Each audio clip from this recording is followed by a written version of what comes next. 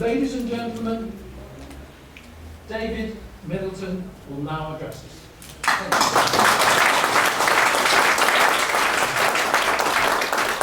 Well, thank you very much. Great pleasure to once again be addressing the Bruges Group. It's always a bit of a struggle to think of something new to say. The first thing I want to say is that, of course, the EU referendum was a political choice, not an economic one. So a lot of nonsense about economics talked. It doesn't really matter, in my opinion.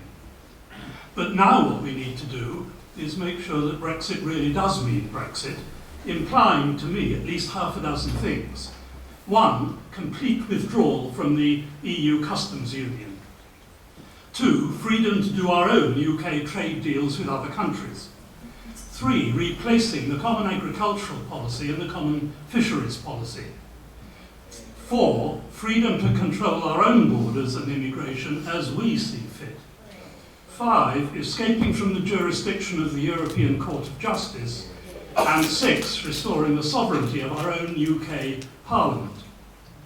I don't think that's very controversial. I think most of us in this room will know that's really what the referendum was about. Following the Brexit vote, the chairman mentioned my huge student body of fans. Two of my former students have been prominent in the debate. Crispin Blunt is chairman of the Select Committee on Foreign Affairs, and David Davis is the minister in charge of exiting the European Union. So I'm very proud of them.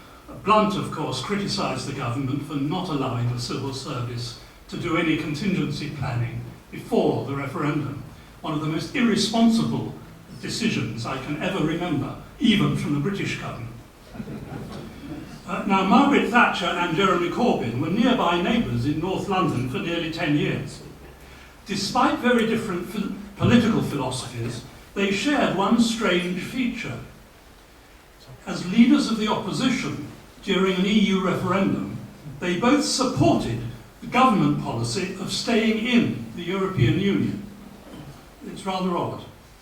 And in recent years, nearly all our political elite and every living former Prime Minister and every living former Deputy Prime Minister has been on the same side, acting as if British independence was their personal property to give away to foreigners. Public hostility to the UK's EU membership has been growing, in my view, for 20 or 30 years, but our system of government failed properly to reflect it. I want to say a word about the referendum campaign. I know that's looking backwards, but I was supposed to make a speech just before the referendum, which mysteriously got cancelled. It's about the fourth debate I was supposed to have with a government minister in my lifetime, none of which has ever actually taken place. In his negotiations earlier this year, David Cameron asked EU leaders for very little and got even less. As Jacob Rees-Mogg said, pretty thin gruel. Rees-Mogg is one of the heroes, by the way, of the referendum campaign. But that convinced most people that Cameron wasn't serious about the fundamental reform that he had called for in his Bloomberg speech in 2013. And it reminded us that most leaders of the European Union are hopelessly complacent and inflexible. Unlike Harold Wilson in 1975, many of us in this room, I'm sure, remember that well, Cameron was by no means above the fray. He chose to hold the vote 18 months before his own self-imposed deadline at the end of 2017. And during the campaign, of course, he made exaggerated claims that leaving the EU might wreck the British economy. I was struck by one rather surprising omission. The Office for Budget Responsibility was set up in 2010 because governments of both parties had been unable to resist the temptation to tell lies about the British economy. But in the referendum campaign, the OBR was nowhere to be seen. It was conspicuous by its absence. The fact that it wasn't even asked to comment on the government statements spoke volumes about the scare stories about what might happen if we were to leave the EU. There's not much point having a body to provide credibility for government statements if you don't let it come into action. Adam Smith said there's a great deal of ruin in a nation, And I take that to mean don't panic. Very sensible advice. But this advice was ignored by the then Prime Minister, by the then Chancellor of the Exchequer, and by the then, and somehow still there, Governor of the Bank of England. Their duty was to keep calm, but all three behaved like hysterical schoolgirls. Michael Gove had a good point about experts. Lord Salisbury had said much the same thing in 1877. Most mainstream economists, including the IMF and the Bank of England, have a truly dreadful forecasting record. Half a dozen recent examples. The 1981 budget and the 364 economists, leaving the ERM in 1992, the hoo-ha in 1998 about joining the euro, the failure to foresee the 2008 financial crash, the government's 2010 plan, so-called, to clear its deficit within 5 years, and Project Fear earlier this year. On each occasion, so-called mainstream economists got their predictions completely wrong. The only Prime Minister to come out of all these occasions with any credit was Margaret Thatcher in 1981. All the other Prime Ministers got it wrong. I want to make two predictions. One, I think history will give David Cameron a great deal of credit for regaining our political independence from the EU, despite, of course, his big part in Remain losing. He was the one who decided to give us a referendum. Until then, we'd seemed to have very little prospect of quitting the European Union, which Christopher Story called the enemy of its member states. Another prediction is this: if any government were foolish enough to try to reverse the referendum result, they'd get the biggest raspberry a free people in modern times has ever delivered to its rulers. We British don't like to be bullied. In any repeat UK plebiscite on the EU, the majority to leave would be far larger than it was before. I always reckoned the economic pros and cons of Brexit were evenly balanced. And I always remember the IEA's first General Director, Ralph Harris, who defined a forecast as a pretense of knowing what would have happened if what did happen hadn't. Many short-term forecasts about Brexit were wildly incorrect, and of course the long-term outcome is still unknown. In my opinion, the best forecast was by PricewaterhouseCoopers. It was easy to follow, unlike the government's 200 pages of incomprehensible gobbledygook. PwC reckoned that by 2030, 15 years ahead, if we remained in the EU, real GDP per head would rise by 29%. While if we left on WTO terms, real GDP per head would rise by 25%. Now, a difference in growth of 0.25% a year, 15 years into the unknowable future, really is no big deal. And I'm grateful for the plug for my latest book, Margins of Error in Accounting, which kind of makes the same point. Do be sensible when you're talking about numbers. By the way, the publishers chose to charge £65 a copy for that book, which is one explanation in my mind why sales have been disappointing. So far. A recent book about Edward Heath, very good book I thought, compared his attitude towards EU expansion with Margaret Thatcher's. The sceptics, including Thatcher, wanted to widen the EU. They believed that would entrench democratic values in newly free nations and slow down moves towards greater and closer integration. But Heath always saw the EU as an ever closer union of a small number of nations with similar living standards, which of course is how it started.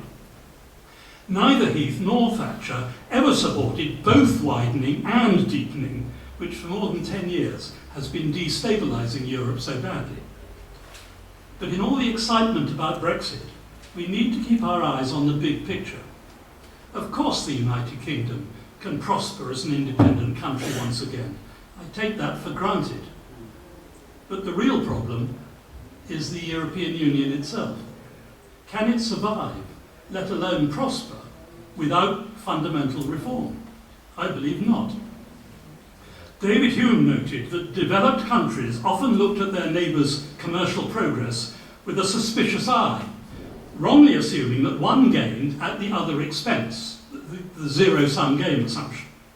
But Hume said, the increase of riches and commerce in any one nation, instead of hurting, commonly promotes the riches and commerce of all of its neighbours. As a British subject, he said, I pray for the flourishing commerce of Germany, Spain, Italy, and even France itself. He expressed that view over 250 years ago in the middle of the 7 Years' War, a great example for all of us who believe in free trade. It hardly needs saying that it's very much in the UK's own best interests for all 27 other countries in the European Union to succeed in future, even France. That's why the rump European Union urgently needs radical political reform. And I want to say a word about what form that might take. Between 1971 and 2005, Professor Walter Reed and I authored 8 editions of a textbook called The Meaning of Company Accounts, and I'm pretty sure Lindsay Jenkins has a much thumbed copy on her shelves somewhere. Here's the gist of an EU proposal we two humble, retired professors of accounting have been developing together since the beginning of this year. Other people, including former Foreign Secretary David Owen, have made somewhat similar proposals.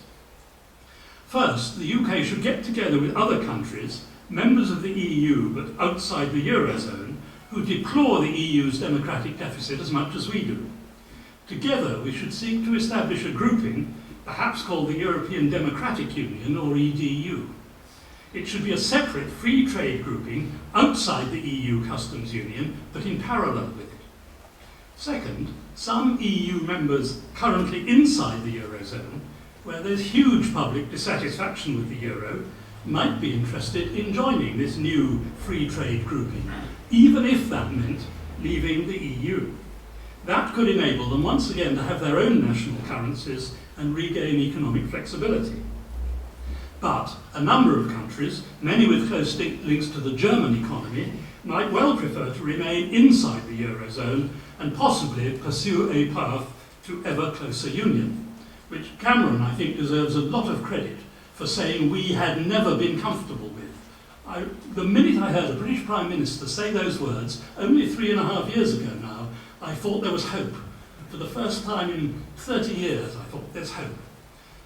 We tend to think of European Union member states as being split between those in the Eurozone and those outside.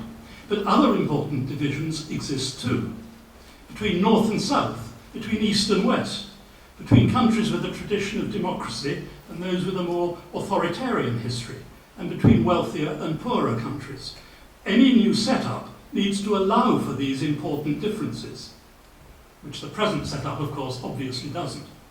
Candidates for joining EDU, apart from the UK, might include Denmark and Sweden, from outside the Eurozone, Ireland and the Netherlands, from inside, and perhaps Norway and Switzerland, who aren't even members of the EU, and maybe others too. That could allow free trade between all the countries across Europe, without the much resented political drawbacks of the European Union in its current form. And if we could make sensible arrangements for temporary work permits for people from Eastern European countries, the Visegrad group too, that's the Czech Republic, Hungary, Poland and Slovakia, they might be interested in a way of escaping from ever closer union. And of course, Ireland leaving the EU could solve one specific problem likely to be caused by Brexit. Now, as we negotiate the terms on which we leave, of course it's important to keep, or to try to keep, the discussions friendly. We wish our friends and neighbours and allies well, and we hope they wish us well too. Trade is a positive sum game, which normally benefits both parties. So of course we're more than happy to continue to trade with other European countries as we've done for hundreds of years. We just don't want to be ruled by them. And the government's quite right to take its time before triggering Article 50. Let's remember it's never actually been used so far, and we might even want to modify its terms. The EU is very good at being flexible in interpreting its own laws. I hope we could complete the formal process of leaving in less than 2 years, if only it weren't for the EU itself. But we know the EU's hopeless at such things, as shown by its pathetic record of failing to make trade deals.